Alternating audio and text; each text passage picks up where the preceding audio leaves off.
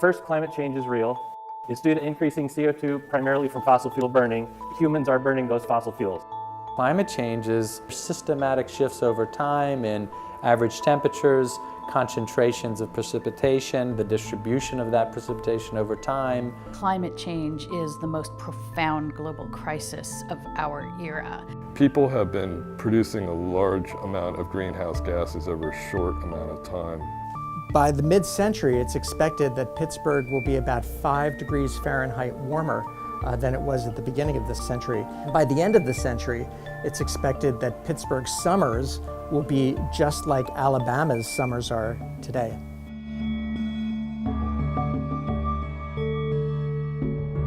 I always think of climate change in two ways: the effect that people are having on the climate, the effect that the climate has on people. Just a change of temperature might not be the end of the world, but it has implications for agriculture.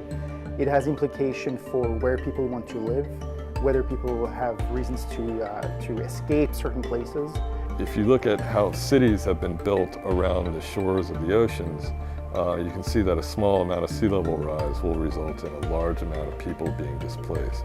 That can lead to major disruptions in economic systems, human economic systems, transportation systems, which can mean major shifts in populations of people, what are now being called climate refugees. It's not the type of problem where you can also wait and say, well, I'm going to wait another 25 years to let things sort itself out, because what we're doing today does affect tomorrow.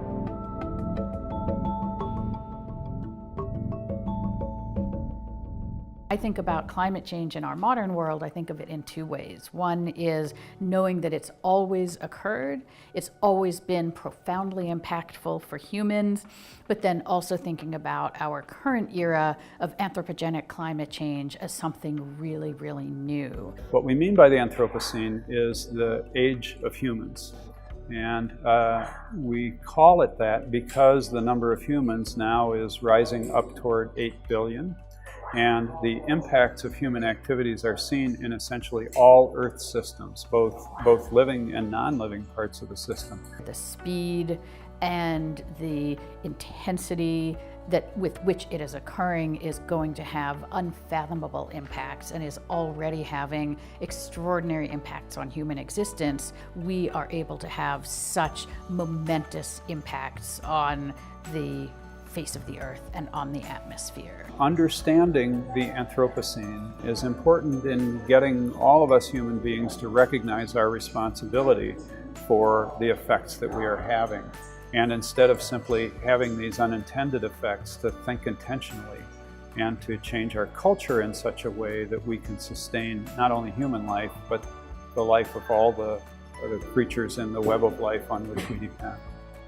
We think that a subject such as climate change should not remain only within the university. One of our new roles as climate researchers should be to learn how to communicate our science to many groups of people. We need to start talking about quality of life. We need to talk about better communities. We need to find different ways to communicate the same message. By working together, we can improve our understanding of the impacts, both socially, physically, and environmentally across the planet.